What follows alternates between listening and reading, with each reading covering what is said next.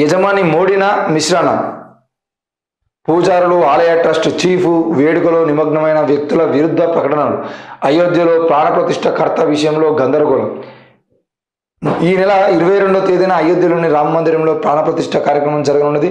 జనవరి 16 నుంచి ప్రాణప్రతిష్ఠ కోసం ఆచార కార్యక్రమాలు ప్రారంభమైనప్పటికీ ఆలయ ట్రస్ట్ సభ్యుడు అనిల్ మిశ్రానా ఆయన భార్య యజమానులాగా మతపరమైన కార్యక్రమాలు నిర్వహిస్తున్నారు. అయితే ప్రాణప్రతిష్ఠను పర్యవేక్షించే పూజారులు, ఆలయ ట్రస్ట్ చీఫ్తో సహా ఆచార వ్యవహారాల్లో నిమగ్నమైన వ్యక్తులు జనవరి 22న యజమానిగా మోడీ ఉంటారా లేదా మిశ్రా ఉంటారా అనే దానిపై పరస్పర విరుద్ధమైన స్వరంతో మాట్లాడారు.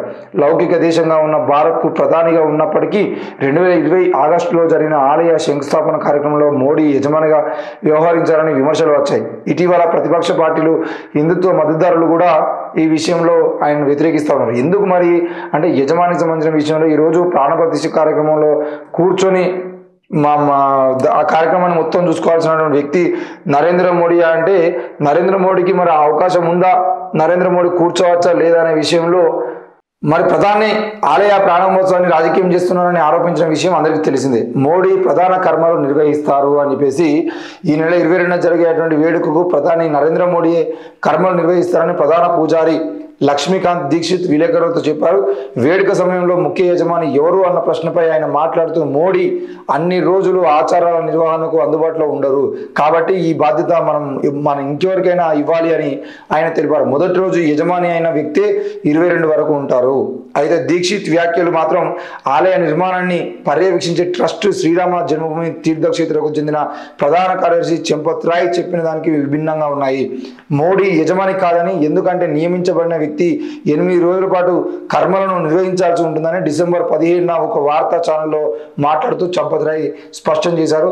మరి మొదటి రోజున యజమానిగా అయిన వ్యక్తి 22వ తేదీ వరకు యజమానిగా కొనసాగుతారని తెలిపారు. ఈ నేపథ్యంలో ఈ నెల 16న ఆర్ఎస్ఎస్ ఆలయ ట్రస్ట్ సభ్యుడు మిశ్రాను యజమానిగా నియమించారు. ఆయన తన భార్య ఉషా మిశ్రాతో కలిసి ఆచారాలను నిర్వహించడం ప్రారంభించారు. మొత్తానికైతే ఇక్కడ 2 రకాలుగా ఉన్నాయి. ఒకటి, నరేంద్ర మోడీ అనే వ్యక్తి కనుక ఆలయ ప్రతిష్టాపనకు సంబంధించిన విషయంలో, రామ్లల్లా ఆ విగ్రహావిష్కరణ సంబంధించిన విషయంలో ఒకవేళ ప్రాణ ప్రతిష్ఠ చేయడానికి కూర్చుంటే ఆయన కూర్చున్నానికి అవకాశం ఉందా లేదా? ఎందుకంటే ఆయన శూద్రుడు.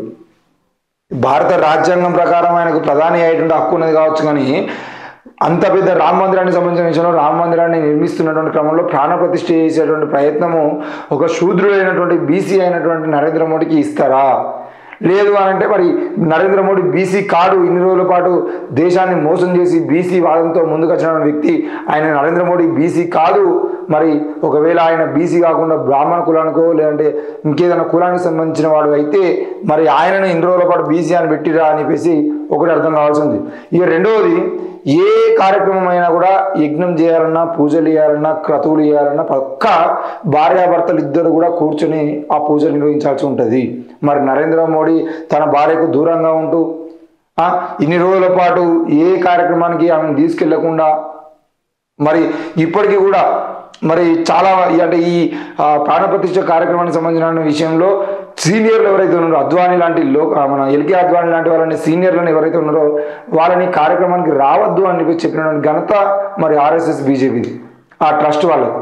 మరి ఈ ట్రస్ట్ వాళ్ళందరూ కలిసి ఈరోజు నరేంద్ర మోడీ యొక్క భార్యను, నరేంద్ర మోడీ ఇద్దరిని పిలిచి మీరే క్రతువులు నిర్వహించాలని చెప్తే మరి వాళ్ళ భార్య కూడా ఈరోజు అంటే ఏజ్ అయిపోయింది కాబట్టి మరి ఆమెను కూడా రావద్దు అంటే మరి అంటే ఎల్కే అద్వానీ విషయంలో మాత్రమే రావద్దు అన్నారా, మరి నరేంద్ర మోడీ భార్య విషయంలో అదే చెప్తారా అనేది వేచి చూడాల్సిన అంశం. ఏది ఏమైనా కూడా శూద్రుడైనటువంటి నరేంద్ర మోడీకి ప్రాణప్రతిష్ఠ చేసేటువంటి అవకాశం లేదు. రెండవది, మరి ఇదే నరేంద్ర మోడీ అనే వ్యక్తి ఏ క్రతువు నిర్వహించినా తప్పకుండా యజ్ఞాలు, యాగాలు, ఈ ప్రాణప్రతిష్ఠ కార్యక్రమానికి సంబంధించిన విషయంలో తప్పకుండా భార్యాభర్తలు ఇద్దరు కూర్చొని చేయాల్సినటువంటి క్రతువుల్ని నరేంద్ర మోడీ ఒక్కడే చేస్తారా, మరి ఏం చేయబోతున్నా అనేది చూద్దాం. ఎందుకనంటే ప్రతిసారి సంప్రదాయాలు, సంస్కృతి, మన హైందవ సంస్కృతి అని మాట్లాడేటువంటి నరేంద్ర మోడీ కానీ, బీజేపీ కానీ, ఆర్ఎస్ఎస్ కానీ మరి ఈరోజు హైందవ సంస్కృతి అయినటువంటి భార్యాభర్తలు కూర్చొని చేయాల్సినటువంటి పూజా కార్యక్రమాలని ఒక్కడే చేస్తే అది హైందవ సంస్కృతి అవుతుందా కాదా? మరి ఈరోజు శూద్రుడైనటువంటి నరేంద్ర మోడీ బాబాసాహెబ్ ఇచ్చినటువంటి రాజ్యాంగ హక్కుల ప్రకారంగా ప్రధానమంత్రి సీట్లో కూర్చున్నాడు, కానీ ఇక్కడ రాముని సంబంధించిన విషయంలో ఆ క్రతువులు నిర్వహించే సీట్లో కూర్చోగలుగుతాడా? ఈ విషయంలో కూడా మనం ఇంకా అర్థం చేసుకోవాల్సిన అవసరం ఉంది. మరి ఏం జరగబోతుంది ఒకవేళ కనుక రేపటి రోజున నరేంద్ర మోడీ కాకుండా మిశ్రా వాళ్ళ భార్య ఇద్దరే కూర్చొని క్రతువులు నిర్వహిస్తే మాత్రం అది ముమ్మాటికి కేవలం ఆయన నరేంద్ర మోడీ శూద్రుడు కాబట్టి ఆయనకు అర్హత లేదనే విషయాన్ని దేశ ప్రజలు అర్థం చేసుకోవాల్సిన అవసరం ఉంది. మీరు ఎంత గొప్పగా ఆర్ఎస్ఎస్ కోసం పనిచేసినా, మీరు ఎంత గొప్పగా బీజేపీ కోసం త్యాగం చేసినా తప్పకుండా ప్రాణప్రతిష్ఠ కార్యక్రమాలకు సంబంధించిన విషయంలో, ప్రధాన క్రతువులకు సంబంధించిన విషయంలో తప్పకుండా మిమ్మల్ని పక్కన పెట్టేటువంటి అవకాశం ఉంటుంది. ఎందుకు అనంటే శూద్రుడు లేనటువంటి రాజ్యమే తప్పు అని చెప్పేసి ఆ మనధర్మశాస్త్రంలో ఉంది. మరి అట్లాంటి మనధర్మశాస్త్రాన్ని పాటించేటువంటి వ్యక్తులు రేపటి రోజున మనల్ని ముందు పెట్టి, అంటే ముఖ్యంగా బీసీలను ముందు పెట్టి, ఎస్సీలను ముందు పెట్టి ఏ కార్యక్రమం నిర్వహించరు. కాబట్టి మీరు అర్థం చేసుకోవాల్సిన అవసరం అయితే ఉంది.